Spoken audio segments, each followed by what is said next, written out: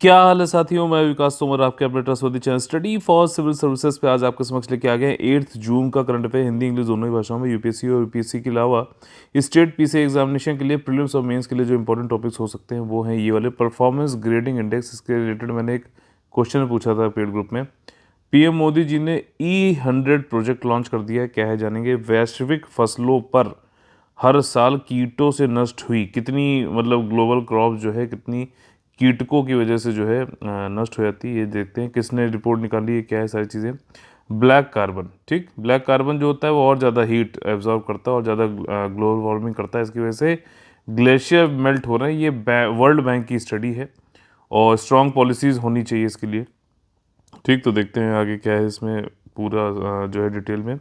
8 जून को विश्व brain tumour दिवस होता है। यूपीएससी 2021 और ईपीएफओ 2020 का कंप्लीट पेड ग्रुप, सिर्फ टेस्ट सीरीज का भी पेड ग्रुप हमारा चालू है। 8564880530 9696066089 पे आप लोग कॉल करके ज़्यादा जानकारी ले सकते हैं। देखिए, परफॉर्मेंस ग्रेडिंग इंडेक्स जो है एजुकेशन से संबंधित है, पहली चीज़। ठीक, एजुकेशन से संबंधित है। अभी 2019-2020 का जो है इसका रिपोर्ट निकाली गई है, इंडेक्स निकाला गया है, सूचकांक निकाला गया है इंडियन स्टेट्स और यूनियन टेरिटरी के लिए। ठीक है, और जो 2019 और 20 का जो डेटा लाया गया है, इंडेक्स लाया गया है, ये इस पे रेफरेंस ईयर क्या है, मतलब बेस ईयर किससे कंपेयर किया गया है, 2017-18 से। इसमें क्या क्या आता है ये समझना जरूरी है। देखिए, इसमें यूनिफाइड डिस्ट्रिक्ट इन्फॉर्मेशन सिस्टम है, यानी कि सार्वभौमिक जो डिस्ट्रिक्ट से संबंधित जितनी भी इन्फॉर्मेशन होती है एजुकेशन, सब इसमें लाई जाती है। For education plus national achievement survey होता है, mid day meal, public finance management system हो गया और शगुन पोर्टल, ये सब एजुकेशन संबंधित हैं। और इन सब से जो है ये जोड़ के जो है डिपार्टमेंट ऑफ स्कूल एजुकेशन जो है ये देखता है कि कैसे स्कूल एजुकेशन, कौन परफॉर्मेंस किसका कितना कैसे स्टेट का चल रहा है। ठीक, ये थर्ड पब्लिकेशन का था इसका। इसमें देखिए सबसे अच्छी जो ये है ब्लू वाली जो है कलर्ड, वो सबसे अच्छी है पंजाब और हरियाणा, और साथ में तमिलनाडु, केरला, ये काफ़ी अच्छे हैं। और यहाँ पे अंडमान निकोबार भी ने भी काफ़ी अच्छा काम किया है। 70 पैरामीटर पे 1000 के स्कोर पे इसको किया जाता है। और इसमें जो है किस पे जो है आउटकम निकाला जाता है, एक्सेस, मतलब कि स्कूल एजुकेशन में एक्सेसिबिलिटी, कितने लोग जो है इसमें आराम से जा सकते हैं। अगला है इंफ्रास्ट्रक्चर, यानी कि अवसंरचना, स्कूल है कि नहीं है, फिजिकली बना है कि नहीं बना है, कितना उसमें जो है टॉयलेट गर्ल्स और बॉयज़ सबके लिए है कि नहीं। इक्विटी, इक्विटी और इक्वालिटी में देखिए फ़र्क होता है, आपको वैसे बता दूं। इक्विटी एक शेयर मार्केट भी होता है, वो वाली बात नहीं हो रही यहाँ पे। इक्विटी जो है आपका ये है कि लेवल प्लेइंग फील्ड बना देता है। कोई मान लीजिए इतना लंबा है, ठीक, कोई ज़्यादा लंबा है, कोई कम लंबा है, जितना भी है, ठीक, तो इसको जो है ये छोटा है ज़्यादा और इसको जो है ये हाइट तक पहुँचाना है, तो हमें यहाँ पर क्या होगा, इतनी लंबी सीढ़ी देनी पड़ेगी इसको, इतनी इतनी इसको इसकी। तो मतलब एक लेवल प्लेइंग फील्ड पे लाना होता है। इक्वलिटी क्या होता है, एक ही जैसा जो है सबको बांट दो, कोई बराबर है, कोई ज़्यादा अमीर है, कोई कम है, कोई फ़र्क नहीं पड़ता है। ठीक, उद्देश्य इसमें देखिए यहीं पे जो स्टेट है, यूटीज़ हैं, उनको पता चले कि कहाँ पे उनकी एजुकेशन अभी पीछे है, मतलब एक्सेस में, इंफ्रास्ट्रक्चर में, ठीक है ना, इक्विटी में, और आपका चौथा क्या था आपका लर्निंग आउटकम में। और वहाँ पे वो लोग दूसरे से सीखते हुए अच्छे से अच्छा जो है अपना इंटरवेंशन करते हुए हर लेवल पे अच्छा करें। पंजाब, चंडीगढ़, तमिलनाडु, अंडमान और निकोबार और केरला, इनको ग्रेड A++ दिया गया है 2019-20 में। और ज़्यादातर जो स्टेट और यूनियन टेरिटरी हैं उन सब ने, अधिकतरों ने जो है अपनी ग्रेडिंग सुधारी है पिछली बार के कंपैरिजन में। अंडमान निकोबार, अब देखो ओवरऑल पीजीआई स्कोर देखा जाए तो 10% बढ़ा है, यानी कि 10 से 100 से ज़्यादा जो है पॉइंट्स की बढ़ोतरी हुई है। कहाँ कहाँ पे, अंडमान निकोबार, यूटी है, अरुणाचल प्रदेश, मणिपुर, पुदुचेरी, पंजाब और तमिलनाडु में। अगर एक्सेस की बात करी जाए तो अंडमान निकोबार, लक्षद्वीप और पंजाब में 10% की बढ़त हुई है। अगर आपका जो है इसमें इंफ्रास्ट्रक्चर और फैसिलिटीज़ में देखा जाए तो 13 स्टेट यूनियन टेरिटरी ने 10 से ज़्यादा परसेंट से ज़्यादा इंप्रूवमेंट शो किया है। ठीक, और इसमें कौन कौन से, अंडमान निकोबार, उड़ीसा ने 20% से ज़्यादा, मतलब इसमें ज़्यादा अच्छी हुई है। इक्विटी में अगर देखा जाए, लेवल प्लेइंग फील्ड जो मैं बात कर रहा था, अरुणाचल प्रदेश, ये मणिपुर और उड़ीसा, मणिपुर और उड़ीसा को जोड़ कर मनीषा बना दिया था मैंने अभी। अरुणाचल प्रदेश, मणिपुर और उड़ीसा जो है इसमें इक्विटी वाले में अगर देखा जाए तो 10% से ज़्यादा है। ओवरऑल इसमें ध्यान रखना कौन कौन, पंजाब, हरियाणा, अंडमान एंड निकोबार, केरला और तमिलनाडु, ये जो है ओवरऑल जो है टॉप 5 है। ठीक है, उसके बाद जो है आपका गवर्नेंस प्रोसेस वाला जो है उसमें आपका 10% से ज़्यादा कहाँ कहाँ पे इम्प्रूवमेंट हुआ। अंडमान ने बहुत अच्छी इम्प्रूवमेंट करी है। देखिए ज़्यादा इम्प्रूवमेंट अच्छा होना भी एक बेस इफेक्ट की वजह से भी हो सकता है। बेस इफेक्ट क्या होता है कि जहाँ पे जो है बहुत कम, अगर मान लीजिए पहले जो है, इससे पहले जब कंपैरिजन में कोई अगर मान लीजिए 100 से बढ़ रहा है, ठीक, और फिर 110 पे गया, कोई मान लीजिए 50 से 110 पे चला गया, तो उसकी बढ़त ज़्यादा दिखाई देगी ना, ये वाली बात है। अगला जो हमारा टॉपिक है वो है प्रधानमंत्री मोदी जी ने E100 प्रोजेक्ट लॉन्च किया है। E100, ठीक, E100 है। तो अब देखो ये रिलेटेड है वर्ल्ड इन्वायरमेंट डे पे, जो है प्रधानमंत्री जी ने लॉन्च किया, ये एथनॉल से रिलेटेड है। ठीक, एथनॉल ब्लेंडिंग की बात होती है, आपको पता है, और इस पर हम लोग पहले कवर भी कर चुके हैं। एथनॉल ब्लेंडिंग को जो है पहले 2030 तक था, 20% तक करना है पेट्रोल के साथ, ध्यान रखना पेट्रोल के साथ में, डीजल के साथ में नहीं। अब इस टारगेट को 2025 तक कर दिया गया है। ठीक, इसमें जो प्रोडक्शन, उत्पादन और वितरण होगा एथनॉल का, जो है इस प्रोजेक्ट में होगा, देखा जाएगा E100 में। ठीक, और इसमें यही है कि रिपोर्ट एक एक्सपर्ट कमेटी की आई थी किस तरीके से एथनॉल ब्लेंडिंग करनी है 2020 से 2025 के बीच में। और ये इस साल का जो थीम है हमारा वर्ल्ड इन्वायरमेंट डे का, कि प्रमोट करना है बायोफ्यूल को बेटर इन्वायरमेंट के लिए, इसके लिए भी काफ़ी इंपॉर्टेंट है। 20% तक जो है पेट्रोल में एथनॉल ब्लेंडिंग करनी है 2025 तक, याद रखना, 4 बार बोल चुका हूँ। ठीक, इसके बाद जो है टारगेट जो है 2030 तक था, पहले 5 साल पहले कर दिया है। 2014 में अब इन्होंने कंपेयर किया है कि एथनॉल जो है पहले ब्लेंडिंग होती थी खाली 1.5%, अब हो रही है 8.5%। 2013-14 तक 38 करोड़ लीटर ही एथनॉल बनता था पूरी कंट्री में, अब 320 लीटर बनना है। ठीक, 8 फोल्ड इंक्रीज हो गया है आपका एथनॉल प्रोक्योरमेंट में। शुगर केन के जो फार्मर्स हैं उनको भी फ़ायदा पहुंचा है। ठीक, और सॉफ्ट लोन्स दिए जा रहे हैं ताकि जो शुगर मिल है, सॉफ्ट लोन्स क्या होता है, मतलब कि बोरोवर्स के टर्म्स फेवरेबल हो, ज़्यादा कोई कोलेट्रल नहीं देना हो, ठीक, कम ब्याज पे ही जो है लोन मिल जाए, ये सारी चीज़ें जो होती हैं उसको सॉफ्ट लोन बोलते हैं। शुगर मिल को भी दिया जा रहा है ताकि वो लोग जो है ज़्यादा से ज़्यादा जो है एथनॉल के लिए जो भी इंफ्रास्ट्रक्चर वो बनाए, और एथनॉल का जो है एथनॉल को बनाए, और उससे ब्लेंडिंग जो है वो ज़्यादा हो।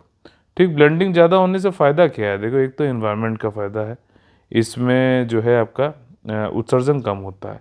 ये एक तरीके का एथनॉल के बारे में जाने अगर, तो एक तरीके का बायोफ्यूल है जो शुगर केन से तो वैसे बनाया जाता है, लेकिन ये आपका वीट, ब्रोकन राइस में भी से भी बन सकता है। इसमें ऑक्टेन नंबर ज़्यादा होता है, इतना समझ लीजिए, ऑक्टेन नंबर ज़्यादा होता है गैसोलीन से भी ज़्यादा। तो उसकी वजह से क्या है कि ये पेट्रोल के ऑक्टेन नंबर को इम्प्रूव कर देता है, और इससे ये जो है प्रेशर भी कम लगता है एनवायरनमेंट में, उत्सर्जन भी कम होता है। हम लोग को जो है पेट्रोल हम कम यूज़ कर रहे हैं ना, मतलब ब्लेंडिंग 20% तो एथनॉल की हो रही है। तो हम, जो कि इंडिया क्या है यार, 3rd बिगेस्ट ऑयल इम्पोर्टर है पूरी दुनिया में। पहला और दूसरा कौन है बताइए, इम्पोर्टर, ऑयल इम्पोर्टर। तो 3rd बिगेस्ट ऑयल इम्पोर्टर है, तो अगर हम पेट्रोल यहाँ पे कम खर्चा कर रहे हैं तो हमें बाहर से इंपोर्ट भी कम करना पड़ेगा। इंपोर्ट कम करेंगे तो फॉरेक्स भी कम देना पड़ेगा।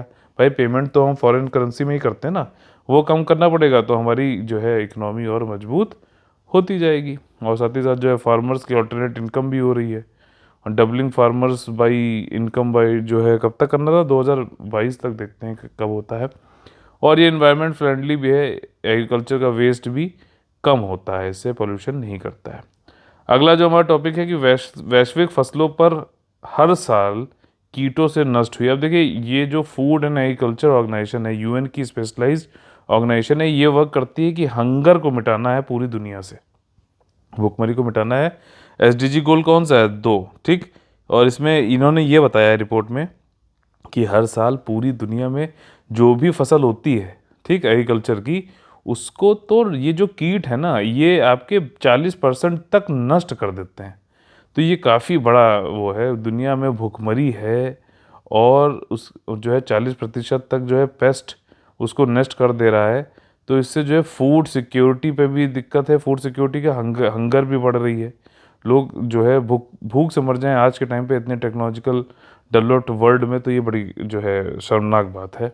और पेस्ट भी जो है, जैसे जैसे क्लाइमेट चेंज आ रहा है, इन सब से क्या हो रहा है कि ये और ज़्यादा होता जा रहा है, और आगे क्या इफेक्ट पड़ेगा ये भी कुछ पता नहीं है। साइंटिफिक रिव्यू भी किया गया, मारिया लोडोविका ने किया था यहाँ पे।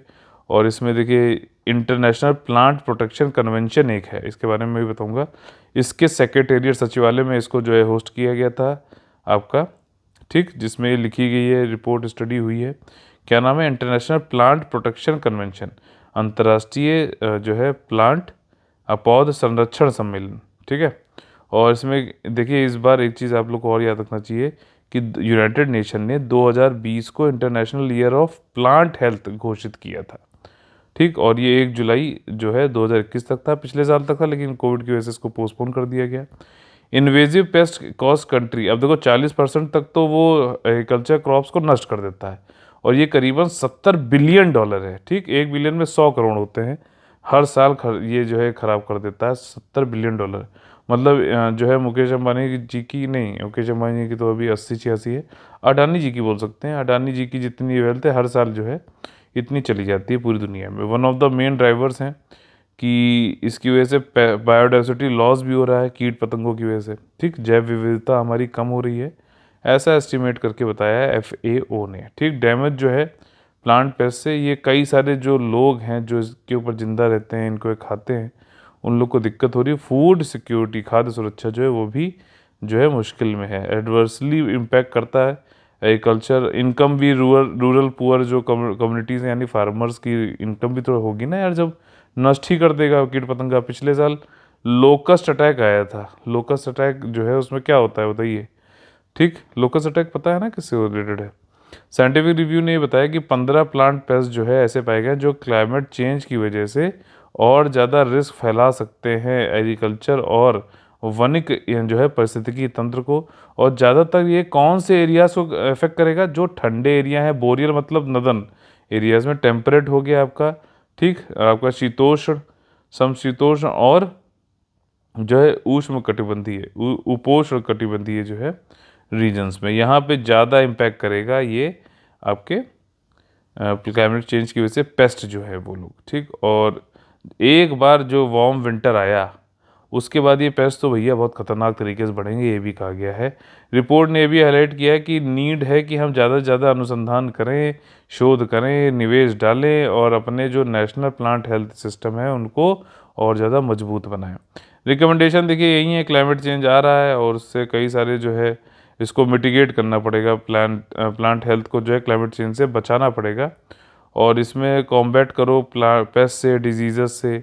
उनको पॉलिसी मेकर जैसे गवर्नमेंट जो है उनको ये कहा जाए कि इन्वायरमेंट फ्रेंडली मेथड यूज़ किए जाएं, जैसे कि इंटीग्रेटेड पेस्ट मैनेजमेंट।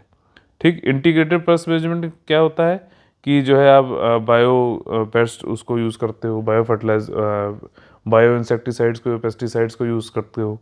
ठीक, और सब कुछ मतलब जो पूरी फसल उगाने से लेकर काटने तक के पूरे उसी में जो है ये इंटीग्रेटेड होता है, पेस्ट को भी हम उसी में मैनेज कर लेते हैं। ठीक, और half of the emerging plant diseases जो हैं वो ट्रैवल और ट्रेड की वजह से बढ़ रही हैं। ठीक, डिजीजेज जो प्लांट वाली डिजीजेज हैं वो ट्रैवल और ट्रेड की वजह से बढ़ रही हैं, और ये इंपॉर्टेंट हो गया है कि अंतर्राष्ट्रीय प्लांट हेल्थ स्टैंडर्ड जो नॉर्म्स हैं वो फॉलो हों।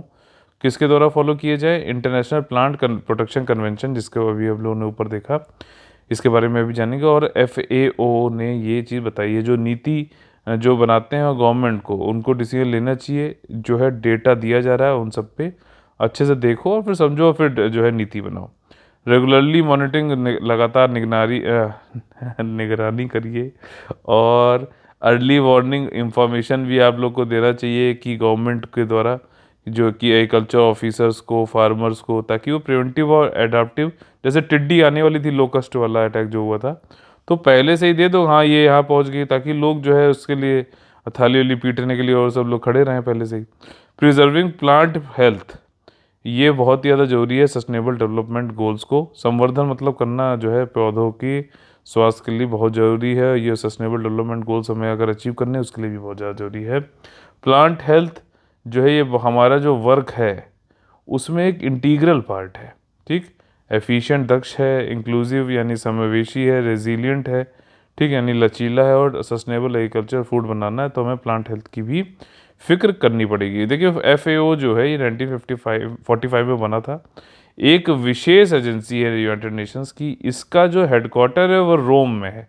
ठीक, कहते हैं ना Rome is not built in a day but they were putting bricks every day, जरूर याद रखना। ठीक, रोम जो है एक दिन में तो नहीं बना था, लेकिन वो हर रोज एक एक जो है ब्रिक्स कुछ ना कुछ लगाते आ रहे थे, मेहनत करते आ रहे थे उस दिशा में ठीक। और ये यही है कि हंगर को जो है ख़त्म करना है। इंटरनेशनल प्लांट प्रोटेक्शन कन्वेंशन जो है ये 1988 में आया। WMO और UNEP ने मिलकर इसको बनाया, जो विश्व जो है मौसम विभाग है, संगठन है, और यूनाइटेड नेशन एनवायरनमेंट प्रोग्राम, इन दोनों ने मिलकर क्या बनाया convention? International plant protection convention. ठीक। और IPCC जो है ये आपका एक एक और होता है इंटर गवर्नमेंटल जो है पैनल ऑन क्लाइमेट चेंज, वो अलग है, IPCC उसको ही बोलते हैं। लेकिन ये वाला कौन सा? इंटरनेशनल प्लांट प्रोटेक्शन कन्वेंशन, यानी कि अंतर्राष्ट्रीय पौध संरक्षण सम्मेलन। IPCC ऑर्गेनाइजेशन है और वर्ल्ड और UNEP ने इसको मिलकर बनाया है। 195 इसके मेंबर हैं और ये डाटा देता है और लेवल पे साइंटिफिक इंफॉर्मेशन देता है आपका, ताकि यूज़ कर सके, डेवलप कर सके क्लाइमेट पॉलिसीज़ को। हमारा जो अगला टॉपिक है वो है कि ब्लैक कार्बन पर सर्दन नीतियां हिमनदों के पिघलने से में तेजी से कमी लाने के लिए सक्षम है, विश्व बैंक ने ये बताया। देखो आसान भाषा में वर्ल्ड बैंक ने ये बोला। ठीक। अच्छा, आप लोग से क्वेश्चन ये है कि वर्ल्ड बैंक और वर्ल्ड बैंक ग्रुप में क्या अंतर है, बताइए। ठीक। थोड़ा इस पर नोट्स लिखिए। और देखिए यहाँ पे वर्ल्ड बैंक ने स्टडी करके बताया कि अगर हम ब्लैक कार्बन पे अच्छी मजबूत पॉलिसी नीतियाँ बनाएं तो जो ग्लेशियर्स हमारे मेल्ट हो रहे हैं, और कहाँ पे? एच के एरिया में। एच के क्या है? हिमालय, काराकोरम, हिंदू कुश। ठीक। तो ब्लैक कार्बन अगर हम लोग कम कर लें तो यहाँ से माउंटेन रेंजेस में ग्लेशियर बहुत सारे हैं यार, बहुत सारे। बैफो, बलतोरो, और आपका सियाचिन हो गया, कई सारे हैं। उन सबको जो है ये रोक सकता है, कम तेजी से मेल्ट होंगे, ये कहने वाली बात है। ग्लोबल एवरेज आइस जो मास है वो धीरे धीरे पिघलेगा। ठीक। पगला भी सकता है। देखिए इस रिपोर्ट को टाइटल किया गया है कि जो ग्लेशियर है, हिमालय के जो ग्लेशियर हैं आपके, climate change, black carbon and regional resilience. ठीक। आपका क्षेत्रीय लचीलापन। अब ब्लैक कार्बन जो होता है ये एक ह्यूमन एक्टिविटी की वजह से प्रोड्यूस होता है, और इसकी वजह से जो ग्लेशियर है, स्नो है, काफ़ी तेज़ी से हिमालयन रीजन में मेल्ट हो रहे हैं, पिघल रहे हैं। और जो है इसकी वजह से एडिशनल हमें कई सारी जो पॉलिसीज़ हैं वो उनको जो है नहीं, वो पॉलिसी मतलब बेकार सी हो गई हैं, उनको हमें और मजबूत बनाना चाहिए। उसी के लिए WHO ने बोला है कि वर्ल्ड बैंक ने बोला है कि यार अच्छी पॉलिसीज बनाओ ताकि हिमनद जो ग्लेशियर्स हैं वो पिघले नहीं, और पिघले तो कम तेज़ी से पिघले, इतनी तेज़ी से नहीं कि बिल्कुल जो है बिल्कुल बाढ़ आ जाए, सी लेवल राइज हो जाए। तो ग्लेशियर मेल्ट होते हैं उससे, और जो है रेट ऑफ रिट्रीट जो है HK ग्लेशियर का, इन्होंने कहा है कि ये 0.3 मीटर्स था in the west to 1.0 metre हो गया per year in the east.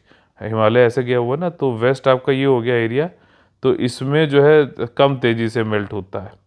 और जो आपका ईस्ट में है वो 1 मीटर पर ईयर जो है रिट्रीट, मतलब पीछे खिसक जाता है, मेल्ट हो जाता है। 55,000 ग्लेशियर है HK माउंटेन्स में, और इससे हमें जो है फ्रेश वाटर मिलता है। ध्यान रखना, फ्रेश वाटर जो हम लोग यूज़ करते पीते हैं। Other reason outside north and south pole जो है इतना ज़्यादा फ्रेश वाटर सिर्फ हमारे HK रीजन में ही है। ये जो ग्लेशियर हैं इनका 163 घन किलोमीटर का अनुमानित बर्फ भंडार है, जिसमें से लगभग 80% सिंधु गंगा और ब्रह्मपुत्रा को जल प्रदान करता है। मतलब इतने सारे जो है उनका एरिया है। 80% तो भैया इंडस और गैंजेस और पूरा मतलब इंडियन सब कॉन्टिनेंट हो गया, समझ लो आप। अगर अच्छा इम्प्लीमेंटेशन लागू कराया जाए करंट पॉलिसीज़ को, तो जो BC है यानी कि ब्लैक कार्बन है उसको हम रिड्यूस कर सकते हैं 23% तक। लेकिन हम चाहते हैं कि और तेज़ी से इसको रिड्यूस किया जाए। ठीक। BC को मतलब कम करेंगे तो ग्लोबल वार्मिंग भी कम हो जाएगी। ठीक। तो ये क्या हुआ, एक दूसरे के डायरेक्टली प्रोपोर्शनल हुआ। Glacier, Himalayan climate change, black carbon, ये सबसे संबंधित है। ब्लैक कार्बन क्या होता है? कम समय के लिए रहता है, एक पॉल्यूटेंट है, प्रदूषक है। सेकंड लार्जेस्ट कंट्रीब्यूटर होता है ये CO2 के बाद में, अगर ग्लोबल वार्मिंग की बात कही जाए तो। ठीक। लेकिन ये जो है गैस नहीं है, बस ध्यान रखना। और ये green house gas, unlike green house gas, BC is quickly washed out. ये तेज़ी से मतलब धुल जाता है और एलिमिनेट हो जाता है हमारे वायुमंडल से। ठीक। तो इसका जो है एमिशन भी स्टॉप हो जाता है। और हिस्टोरिकल कार्बन एमिशन देखा जाए तो लोकलाइज सोर्स ही होता है ये, ज़्यादा मतलब क्षेत्रीय से ज़्यादा स्थानीय रहता है, ज़्यादा बाहर नहीं निकल पाता है। ब्लैक कार्बन को कम करने के उपाय कई सारे हो सकते हैं। ऑनगोइंग पॉलिसी मेजर्स को हम चालू रख सकते हैं। अपना जो फ्यूल एफिशिएंट कार्स बनाओ, व्हीकल बनाओ, डीजल व्हीकल को हटा दो, इलेक्ट्रिक व्हीकल को बढ़ा दो, लिक्विफाइड गैस एलपीजी का यूज़ करो कुकिंग के लिए। कुक स्टोव जो है क्लीन होने चाहिए, प्रोग्राम होने चाहिए। जो ईंट बनाने वाले भट्टे होते हैं, ब्रिक लेन, उनकी टेक्नोलॉजी अपग्रेड करो। ये सब जो है आपका मुथु कुमार मनी जी ने बताया है, जो कि इकोनॉमिस्ट हैं साउथ एशियन रीजन और वर्ल्ड बैंक में। हालांकि ये देखा गया है कि जितने भी एग्जिस्टिंग मेजर्स हैं, अगर ये चलते रहे तो जो वाटर है, ग्लेशियर मेल्ट होगा, water is still projected to increase in absolute volume by 2040। मतलब इसी तरीके से पॉलिसी रही तो ग्लेशियर मेल्ट होंगे, पानी हमारा जो है वो धीरे धीरे बढ़ता जाएगा वॉल्यूम में। जो डाउन स्ट्रीम एरियाज हैं वहाँ पे कम्युनिटीज, जो समुदाय हैं, उनको दिक्कत होगी। हिमालयन रीजन में जो है ब्लैक कार्बन एमिशन को रोकना ज़्यादा इंपॉर्टेंट है। इसके लिए वहाँ पे जो पहाड़ी एरिया है उनको वहाँ पे diesel engine, cook stoves, open burning जो है ग्रेटेस्ट इम्पैक्ट करते हैं। ये सब नहीं होना चाहिए, सिग्निफिकेंटली रिड्यूस करना चाहिए रेडिएटिव फोर्सिंग को, और हेल्प करना चाहिए आपका maintain A greater portion of Himalayan glacier system. Himalayan glacier system को हेल्प बहुत ज़रूरी है, क्योंकि इससे हमें फ्रेश वाटर मिलता है और जल ही जीवन है, इससे आप समझ सकते हैं। ठीक, पूरी दुनिया में सबसे वाटर बहुत ज़्यादा है, ठीक, लेकिन फ्रेश वाटर बहुत ही कम है, जिसको वाकई में हम नहाने धोने पीने के लिए इन सब के लिए यूज़ कर पाते हैं। आज का जो क्वेश्चन है बहुत ही सिंपल सा है, और मैंने पूछा है कि what is mean sea level rise. Question number 23 है। आप लोग इसके आंसर्स हमारे only UPSC channel, free channel है टेलीग्राम पे, उसको ज्वाइन करके दे सकते हैं। समुद्र के स्तर में वृद्धि का मतलब क्या है और इसके कॉजेस क्या होते हैं, और प्रैक्टिकल सोल्यूशन दीजिए। कारण क्या है, और जो है व्यवहारिक व्यवहारिक उपाय बताएं। और हमारा जो फेवरेट सेक्शन आ गया कौन बनेगा आईएएस से, इसमें हम लोग किस तरीके से जो है प्रीलिम्स के क्वेश्चन सॉल्व करते हैं देखते हैं। देखिए, रायमोना से संबंधित कौन से कथन गलत हैं। देखिए, ये नेशनल पार्क है, उड़ीसा में संबंधित है क्या? देखिए नहीं, उड़ीसा संबंधित नहीं है, तो इसलिए जो है यहाँ पे पहला वाला किसमें किसमें नहीं है, तो सिर्फ बी वाले में नहीं है, तो ये सब जो है वो हो जाएंगे और आपका आंसर हो जाएगा। अच्छा, इसने पूछा क्या? फॉल्स पूछा है। अब देखिए यही चीज़ है, ये सिली मिस्टेक होने वाली थी लेकिन रोक लिया हमने। फॉल्स पूछा है तो वन तो होगा, तो मतलब ये बी नहीं मानेंगे अभी। अगला स्टेटमेंट ये है कि ये कवर करता है नोटिफाइड रिपू रिजर्व फॉरेस्ट, इसका उत्तरी पार्ट को कवर करता है ये रेमोना, और विच इज़ द, ये है क्या? रिपू रिजर्व फॉरेस्ट है क्या? ये एक बफर जोन है मानस टाइगर रिजर्व के लिए। ये पार्क जो बनाया गया रेमोना वाला, ये इसमें कौन कौन? Golden langur, tiger, elephant, Asian elephant, coloured clouded leopard आ गया, वाइल्ड बफेलो, ठीक, इंडियन गॉड, ये सांड जैसा एक होता है, हॉर्नबिल हो गया, स्पॉटेड डियर हो गया, ठीक, 170 बर्ड, और ये सब भी यहाँ पे पाया जाता है। इतना ज़्यादा अगर दे दिया तो सही होगा। ठीक, तो ये इसमें आंसर क्या हो जाएगा? ओनली वन, डी ऑप्शन, क्योंकि वहीं ये गलत है। एक्चुअली आसाम में ये लाया गया है Raimona reserve forest in Kokrajhar district, और ये 6th नेशनल पार्क हो गया है अब आसाम का। और ये कहाँ बनाया गया? बोडोलैंड टेरिटोरियल रीजन में। ठीक, बोडोलैंड जो है अपना एक अलग से रीजनलिज्म के लिए डिमांड करते रहते हैं। देखिए, वर्ल्ड ओशियन डे से संबंधित कुछ स्टेटमेंट दिए, बताइए कौन सा है? विश्व भर में 10 जून को बनाया जाता है क्या? नहीं, 10 जून को नहीं बनाया जाता। यहाँ पे क्या पूछा गया? ट्रू। तो आपको जो जिसमें इसमें नहीं हो वो काट दो, जिसमें इसमें नहीं है वो ये वाला बचा है, बाकी ये सब आप काट सकते हो। तो बी ऑप्शन का हो जाएगा, लेकिन फिर भी पढ़ लेते हैं। इस साल की जो वर्ल्ड ओशियन डे की जो थीम है वो है the ocean life and livelihood, ठीक, जो है जिंदगी और आजीविका। और अगला जो वो स्टेटमेंट है कि the day provides, world ocean day क्या प्रोवाइड करता है गवर्नमेंट को अक्रॉस द वर्ल्ड? उनको अपॉर्चुनिटी देता है कि वो पीपल को इन्फॉर्म करें about the economic activities and human action on ocean. ठीक, ब्लू इकोनॉमी नाम से आप लोगों ने कुछ सुना है? बताइए इसको, आज के इसके बारे में आप लोगों को लिखना चाहिए। गुंटेर पॉली करके थे, उन्होंने लिखा था इसके बारे में। क्वेश्चन यहाँ पे देखिए, ये पहला गलत हो गया, बी आंसर हो जाएगा इसमें। 8 जून को होता है वर्ल्ड ओशियन डे, में पहली बारी 1992 में जब रियो दे जनेरियो में अर्थ समिट हो रही थी तब इसको लाया गया था। ठीक, और इसमें और क्या क्या आया था? UNFCCC आया था, CBD आया था, और UNCCD आया था। ठीक, और एक क्या आया था? एजेंडा 21 आया था। ठीक है, किससे संबंधित था? सस्टेनेबल डेवलपमेंट से। ऐसे याद करो ना जो कि बिल्कुल फिंगर टिप्स पे आ जाए, मज़ा ही आ जाए आप लोगों को। ठीक है, और सेलिब्रेट कर सकते हैं ये कर, मतलब उस समय बनाया गया था ये, और UN जनरल असेंबली में फिर बाद में इसको रेजोल्यूशन लिया और 8 जून को जो है आपका वर्ल्ड ओशन डे बना दिया गया। तो इसी के साथ में आज का हम लोग सेशन खत्म होता है। अगर आप लोग को अच्छा लगा तो प्लीज़ लाइक का बटन तोड़िए और शेयर और सब्सक्राइब करके जोड़िए, कमेंट जरूर करिए आंसर्स, क्योंकि ये आपके ब्रेन की एक्सरसाइज कराता है। और आप लोग को यूपीएससी और ईपीएफओ का जो है कंप्लीट पेड ग्रुप या फिर सिर्फ टेस्ट सीरीज का पेड ग्रुप ज्वाइन करना है तो आप लोग इन नंबर से ज्वाइन कर सकते हैं। नंबर है 85648805309696068089। तो चलिए कल फिर से मुलाकात होगी आप लोगों से सुबह 6 बजे। तब तक के लिए सेफ रहिए, सुरक्षित रहिए, पढ़ते रहिए लगातार। जय हिंद, जय Bharat, all the very best है। वंदे मातरम।